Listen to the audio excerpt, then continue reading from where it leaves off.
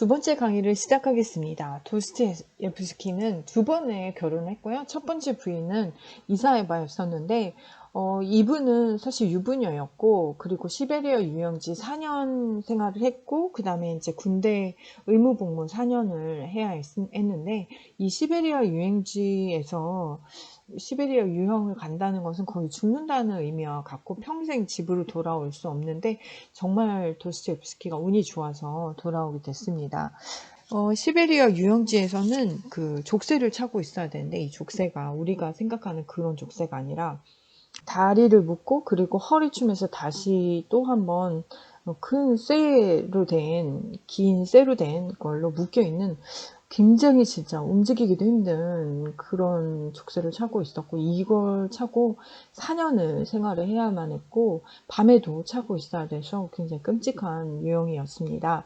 네, 군대 이제 의무복무하면서 조금 자유로워져서 그때 좀 동네 마을에 프랑스 가정교사를 했었는데, 그때 만나게 된 사람이 이사에바였는데, 이사에바는 남편이 곧 죽어요. 그래서 그치만 이사에바는 폐병이 있었고, 또 도스토옙스키는 간질이 있어서 둘 다 이제 아픈 와중에 결혼을 하게 되고, 그리고 실제로는 서로 그렇게 좋은 관계는 아니었어요. 거의 다 대부분 별거로 생활했었고, 그리고 애인을 만나게 됩니다. 이 여자가 이제 수술로반데, 이 여자는 또 작가 지망생이었어. 그래서 이 도스토옙스키 형이 해준 그 출판사에 이제 기고를 하는 그런 과정에서 알게 된 여잔데, 이 여자랑 유럽 여행을 가죠. 그때 이제 비스바덴으로 가서 도스토옙스키가 처음으로 이제 도박을 하게 됐고, 수술로반은 돈을 땄는데 계속 가질 않으니까 수술로반은 혼자 먼저 파리로 가게 되고, 여기에 남아서 돈을 다 잃을 때까지 여기서 도박장에서 헤어나지 못하고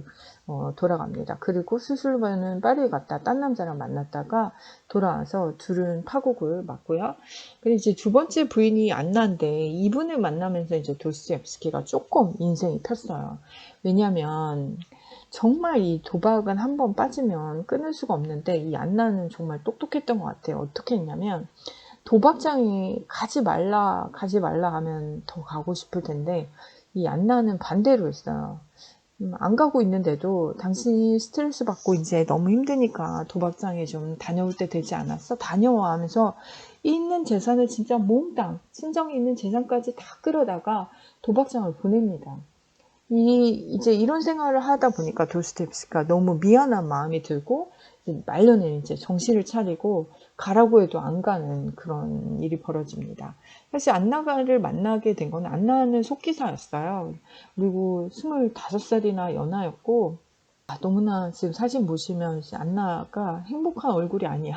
초상화를 보면 너무 힘들었을 것 같아요. 매일같이 빚쟁이들이 쫓아다녔고, 출판사를 이제 나중에 차립니다. 그래서 이제 조금 이제 돈을 정리를 하게 되죠. 남편이 나중에 죽고 나서는 학교를 지어서 남편의 정신을 이어가려고 했던 정말 괜찮은 여자였고, 사실 이 만나게 된 이유는 이제 빚쟁이들과, 그리고 출판사에서 독촉을 하게 되죠. 돈을 가져갔는데 왜 책을 안 쓰냐. 그렇게 해서 이제 막 3일밖에 안 남은 거예요. 안 그러면 이제 감옥에 가야 돼. 친구들이 대신 한 챕터씩 쓰자 이렇게 했는데, 도스토옙스키가 그거는 좀 내가 좀 자존심이 있어서 못하겠다. 그러면 친구들이 방법을 생각한 게, 그러면 속기사를 붙여줄 테니까 너는 부르고 속기사가 써가지고 이 글을 완성하자 해서 안나를 붙여주게 됩니다. 그래서 이 안나와 이렇게 만나게 되고요. 사실 안나는 도스토옙스키 간질도 치료하고 속기사 일도 하고 간호사 일도 하면서 이렇게 남편을 뒷바라지 했습니다.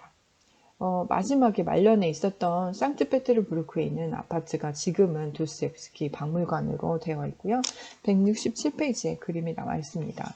마지막에 죽을 때까지도 도스토옙스키가 굉장히 힘들었는데, 돈 정리를 많이 했지만 도스토옙스키가 이제 자식이 생기고 나서 돈을 좀 모아야 되겠다 이런 생각을 하게 됩니다. 그리고 부인에게 뭔가 좀 남겨줘야 되겠다 이런 생각을 하고 있었는데, 돈 많은 이모가 자식이 없어서 이제 도스토옙스키한테 상속을 하려고 하니까 여동생이 찾아와서 난리를 핍니다. 아빠 유산도 다 가로채가지고 난리를 쳤으니 이거를 네가 받지 마라. 포기해라. 이렇게 해서 막 와서 싸우게 되고 도스토옙스키가 머리가 너무 아파서 방에 들어가서 내가 좀만 쉬어야 되겠다고 방에 들어왔는데 그대로 피를 토하고 죽게 됩니다. 그래서 마지막까지 돈 문제 때문에 머리가 아파서 힘들어했던 작가 중에 한 명이 바로 도스토옙스키입니다. 죄와벌로 들어가 볼게요. 이 작품은 영화로도 BBC에서 유튜브로 여러분 보실 수 있을 거예요. 대사는 별로 진짜 나오지 않습니다. 178페이지부터 보도록 하겠습니다. 이거를 구상했던 시기는 도박에 빠져가지고 호텔에서 나가지도 못하고 굶고 있었던 때요. 호텔에서 눈치를 보고 있었어요. 왜냐면 숙박비를 내야 되는데 도박으로 돈을 다 날렸고, 그래서 원래 호텔에서는 점심을 이렇게 제공하는 곳이었는데 돈도 안 주고 얘가 도망갈까봐 아주 지켜보고 있었던 그런 때예요. 그리고 얘는 매일같이 도스토옙스키는 아는 사람들한테 편지를 보내서 돈을 보내달라, 투르게네프한테도 돈을 보내달라는데 투르게네프가 돈을 꿔준 적이 있는데 이제 못 받고 그렇게 하니까 안 빌려줬어요. 출판사에다가는 뭐라고 했냐면, 내가 한 범죄자의 심리학적 고백록이라는 책을 쓰려고 하는데 이거를 좀 선물을 좀 보내달라 해서 이렇게 해서 만들어진 책이 바로 죄와벌이에요.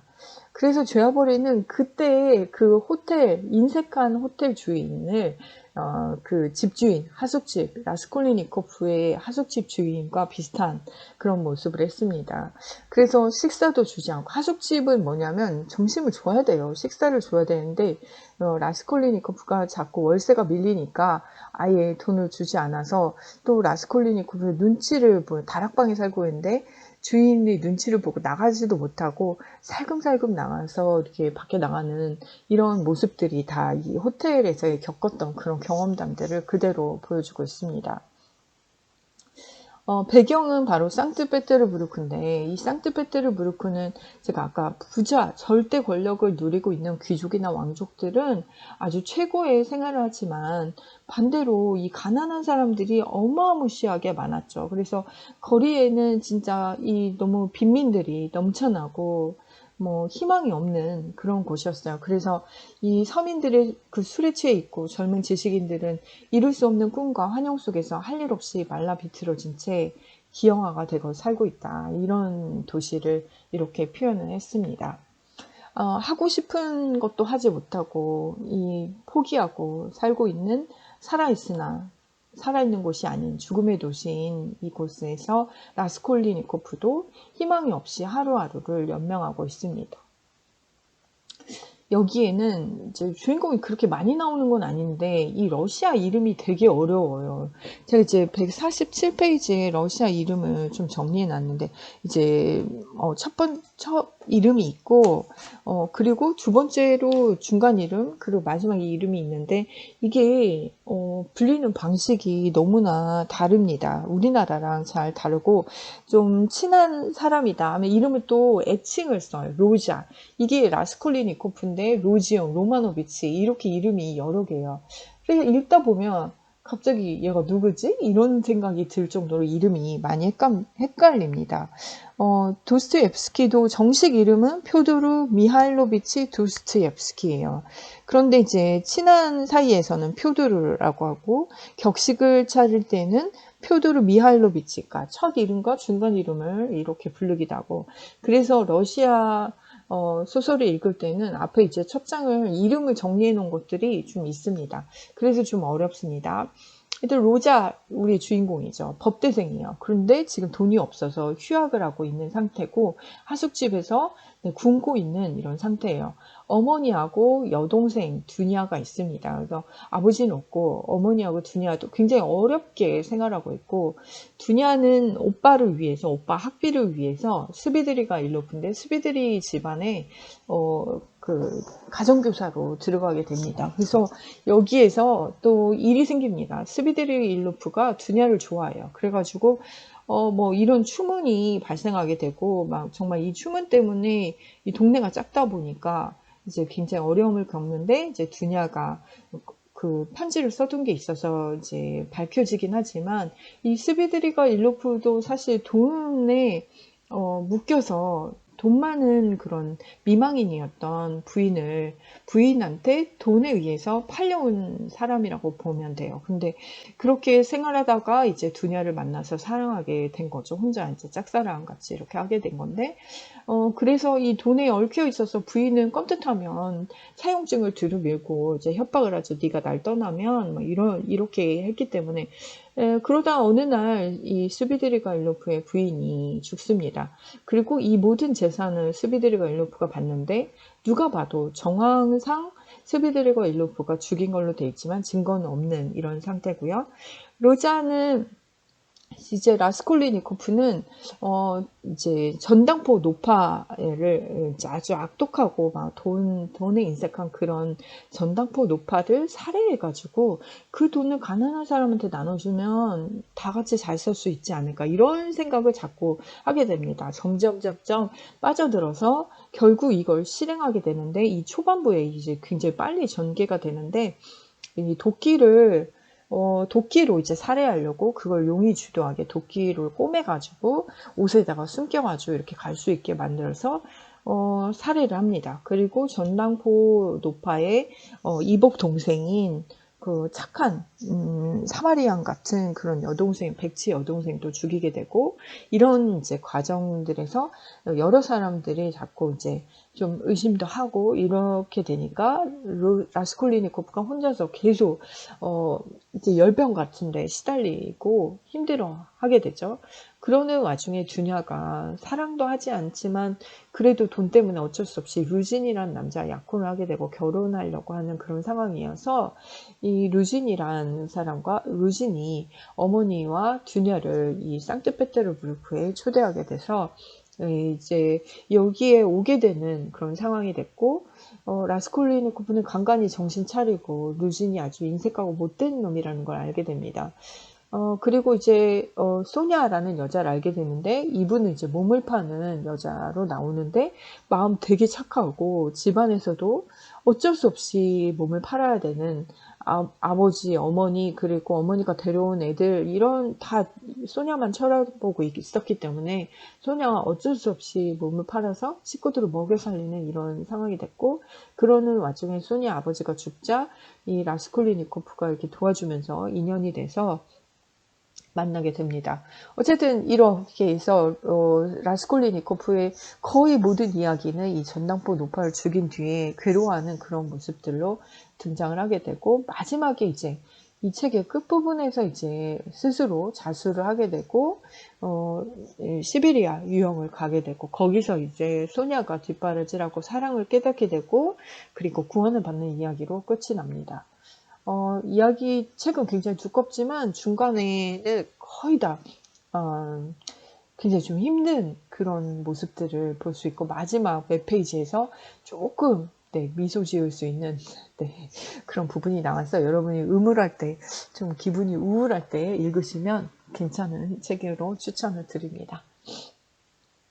이 소설의 특징이라고 하면 심리 묘사가 굉장히 뛰어나죠. 이 죄를 저지르고 나서 그 들킬 것 같은 그런 두려움, 공포, 이런 것들을 잘 표현했고, 그리고 이제 본인이 이제 죄의식에 사로잡혀서 너무 힘들어하는 그런 것들을 정말 많이 표현했어요. 그래서 책의 이 800페이지 중에 한 3분의 2 이상이 거의 다 이 괴로워하는 모습들로 묘사되어 있기 때문에 좀 어두운 그런 이야기들이 나오고요. 그 다음에 이 작가의 이 돈 문제, 자유 문제, 구원 문제, 공리주의 문제, 이 세 가지는 앞에서 이야기를 했고, 이제 공리주의 문제가 가장 많이 나올 텐데요. 이 자유와 돈은 이제 돈이 없어서, 내가 소심한 사람이 아니었는데 돈이 없어서 가난하다 보니까 누구를 만나기를 꺼려하고, 그리고 나중에는 이제 극빈 상태가 되면 이제 그런 것도 신경 쓰이지 않게 된다. 마치 이게 사람 극빈 상태가 된다는 것은 사람들한테 사람으로 인정받지 않는 그런 아주 최악의 상황이다. 그래서 자신이 환경의 희생자다라는 것들을 잘 표현하고 있습니다. 가난한 것과 극빈은 굉장히 다른데, 이제 극빈 상태는 모욕감을 느끼는 그런 상태인데, 바로 이 라스콜리니코프가 이런 상태에 있다라는 것을 보여주고 있고요. 소냐와 두냐, 뭐, 여기 둘 다, 지금 라스콜리니코프도 그렇고, 돈 때문에 다 이제 가난한 사람을 위해서 살인을 저지르는 일을 하고, 몸을 팔아서 먹여 살리고, 두냐도 가족을 위해서 이 1년치 돈을 저당 잡히는 그런 삶을 삽니다. 돈을 위해서 라스콜리니코프가 아버지 유품 시계 하나 있는데 그걸 갖다 이제 팔게 된 전당포에다 팔고 몇 푼 받지도 못하는 이런 처참한 상황에 놓이게 되죠. 아버지의 마지막 유품인데 전당포 노파에게는 이거는 하나도 가치 없는 추억이나 기억이 있는 이 모든 상품이 아주 몇 푼에 밖에 되지 않는 가격을 쳐주지 않는, 그래서 라스콜리니코프가 계속 분개하고 있는 상황이 되고 사람들까지도 이제 그 전당포 노파를 욕하는 것을 듣게 되죠. 전당포 노파는 돈이 이렇게 많은데 돈을 어디다가 쓰려고 했냐면 나중에 이거 다 유언을 해놨어요. 수도원에다가 자기 사후 추도 비용을 위해서 기부해라. 이 돈이 있으면 현실이 아니라 영생에서도 천국에 갈 수 있다. 이때 이제 면죄부들이 나오고 면죄부를 사면 천당을 간다. 죄를 면해주니까 이런 생각을 가지고 네, 현실에서는 아주 악독한 일을 저지르는 그런 사람으로 나오죠. 돈이 부족한 것은 이 살인의 동기도 되고 자유를 저당 잡히고 박탈당하고 이 책에서 이 돈은 굉장히 중요한 키가 되고 있습니다. 전당포 노파는 굉장히 무자비한 사람이고 여동생이 있어요. 근데 완전 부려먹어요. 완전 평생 돈도 주지 않고 자기는 천국을 위해서 수도원에 기부한다면서 다른 사람의 삶은 완전 올가매는 그런 나쁜 노파로 나오고 있죠. 라스콜리니프 이런 생각을 합니다. 왜 살인을 생각하냐면 자기가 비열한 이 한 사람을 희생시켜서 수백 명의 가난한 사람을 행복할 수 있게 한다면 이건 정말 너무나 괜찮은 생각이 아닌가. 이게 이제 공리주의인데 공리주의 때문에 이제 살인을 생각하게 되는 거죠. 그리고 이 생명 덕분에 수천 명이 살 수 있으면 그러면 이게 좋은 세상이 되는 것이 아닌가 이런 생각을 하죠. 당시 이 공리주의가 대단히 유행했던 시절이에요. 그래서 여러 사람의 최대 다수의 최대 행복을 이야기하는 것이 공리주의입니다. 그래서 많은 사람이 행복할 수 있으면 그게 나은 세상이다 이렇게 여기고 있어서 이 벤담이나 제임스 밀, 존 스튜어트 밀에 의해서 전개된 사상인데 이 생각을 가지고 한 사람을 희생시키기로 결정을 합니다. 살인의 이유는 아까 이 초인사상과 공리주의 때문에 그렇게 되는데요. 그리고 두 번째는 또 하나 이유는 바로 이 니체의 아까 얘기한 짜라투스트라는 이렇게 말하는 초인사상이야.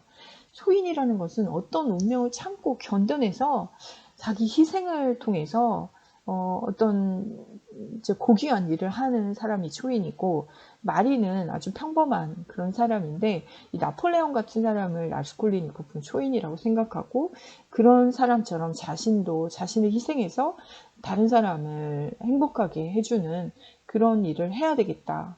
아니 이제 운명을 부여받은 그런 사람이다. 이렇게 생각하게 되는 거죠. 여기에는 문제가 많이 있습니다. 이 공리주의에 대한 문제는 마이클 샌델 교수의 정의란 무엇인가, 이거 하버드 대학 특강에 진짜 많이 나왔던 건데요. 설명을 하자면 여러분이 트롤리가 가는데 이쪽은 5명, 이쪽은 1명이라면 여러분들은 어느 쪽으로 레버를 바꾸겠습니까? 라고 하면 여러분 모두 다 1명을 희생하는 게 맞다라고 할 거예요. 두 번째 트롤리 딜레마에서는 5명이 있고 여기에 트롤리가 오는데 앞에 자기랑 같이 뚱뚱한 사람이 있는데 이 사람을 밀어가지고 떨어뜨리면 이 5명이 살 수 있는 상황이 되는데 여러분이 미시겠습니까? 이런 문제예요. 그래서 여러분은 어떻게 하시겠습니까? 여기에는 제가 직접 손을 들어보라고 하면 이거는 반대하는 사람이 또 되게 많아요. 내가 어떤 행위를 직접적으로 하는 거에 대한 부담감이 있고, 그렇지만 여기에는 굉장히 많은 문제들이 있습니다. 이 5명이 다 범죄자라면, 그리고 여기 있는 사람이 내가 정말 너무나 잘 아는 내 가족이라면 절대로 하지 못합니다. 그래서 이것이, 그리고 이 사람들이 인간성이나 이런 것들을 판단하지 않고 명수로만 인간의 가치가 과연 그러면 이 한 사람의 가치가 어떤 다른 거를 다 배제하고 사람의 생명 그거 하나로만 계산했을 때는 이런 논리가 맞을 수 있겠지만 여러분도 여기 상황에 복잡하게 다른 것들이 얽혀져 있다면 여러분도 쉽게 답을 내지는 못할 것입니다. 그래서 이 책에서는 이런 문제들을 여러 가지를 생각해 보게 하는 그런 책이에요. 한 사람의 인생의 다수를 살려야 되나? 이것이 맞는가? 희생시켜야 되는 게 맞는가? 한 사람을 위해서 희생시키는 게 맞는가? 그리고 한 사람의 가치는 돈으로 그 라스콜리니코가 얘기한 것처럼 돈으로 계산되는 게 맞는가? 이 사람은 정말 우리가 알지 못하지만 죽어 마땅한 사람인가? 이런 것들을 생각하게 되는 문제가 있습니다. 여기에 살인의 무기는 또 게다가 굉장히 잔혹한 무기로 나와요. 이 범죄 일을 저지르는 이 살인은 그냥 보통 살인이 아니라 이 도끼로 머리를 쳐서 그리고 전당포 노파만 살인한 게 아니라 이 리자베타까지 아까 이제 백치 동생이라고 했는데 이 여동생까지 잔인하게 죽입니다. 목격했다는 이유로 잔인하게 죽여서 본인이 처음에 생각했던 이 정의에 오류가 발생하죠. 이 착한 사람까지 죽였기 때문에 이런 문제들이 발생하게 됩니다. 그리고 그래서 이 라스콜리니코프는 사실 진짜 굉장히 잔인한 살인마예요. 그리고 범죄자. 이 사람을 따라가면서 읽는 이야기가 이 책인데 이 라스콜리니코프를 그렇게 나쁘게 잔인하게 보지 않습니다. 이 전당포 노표를 죽여서 라스콜리니코프가 카타르시스 느꼈냐? 아니에요. 범죄 후에 굉장히 정신적인 고통과 불안을 느끼고 죄의식도 느꼈어요. 그래서 우리는 이 사람을 그렇게 잔인한 그런 살인마로 생각하지 않게 됩니다. 살인 이후에 오히려 이 혼자 범죄를 저지르고 난 것에 대한 그런 두려움, 그리고 이거 들킬까 하는 두려움도 있지만 죄책감이 더 컸어요. 그래서 이런 것들을 봤을 때 이 사람을 그렇게 주인공에 우리가 감정이입하기도 할 수 있는 것 같아요. 어쨌든 이런 사건들이 벌어집니다. 정의는 이 사람이 생각한 정의는 상실하게 되죠. 목적도 상실해요. 왜냐하면 돈을 가지고 나와서 가난한 사람을 나눠준다고 했는데 바위 밑에 숨겨놓고 아예 찾지도 않아요. 돈이 없어서 여동생이 막 수모를 당하고 난리를 치는데도 돈을 가져오지 않습니다. 그리고 또 여동생이 그렇게 마련한 1년 동안 해가지고 마련한 엄마가 마련해서 준 돈을 엉뚱한 사람 장례 비용으로 다 줘버리고 이 돈의 중요성을 알고 있지만 굉장히 소홀히 하는 그런 모습들이 보여집니다. 마지막에는 자신이 이렇게 이 돈에 대한 이 혐오감까지 느끼고 나중에 자백하고 시베리아 유원지로 끌려가는 사람입니다. 그리고 스비드리가 일루프는 아까 얘기한 것처럼 이제 부인한테 팔려온 사람이에요. 도박을 미치고 감옥에 들어갈 처지였는데 이 돈 많은 미망인이 이 돈을 주고 빼내옵니다. 그리고 맨날 차용 증서를 흔들어대고 노예처럼 잡아두고 있다 남편을. 그래서 남편을 억압하고 있었는데 이제 스비드리 윌로프가 죽인 것으로 나오죠. 그리고 부인이 죽고 나서 그 유산을 가지고 돈을 펑펑 써요. 그래서 16살 가난한 소녀한테 돈을 쓰기도 하고 네, 이렇게 합니다. 그런데 이 사람은 결국 이제 돈을 다 쓰고 뭐 두니한테도 돈을 주고 소니한테도 돈 나눠주고 이렇게 했는데 이 사람은 끝에 자살로.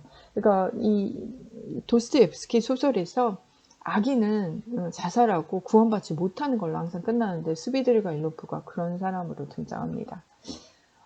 도스토옙스키는 이제 구원받지 못한 사람 다 자살로 거의 끝나는 그런 형태로 돼 있고요.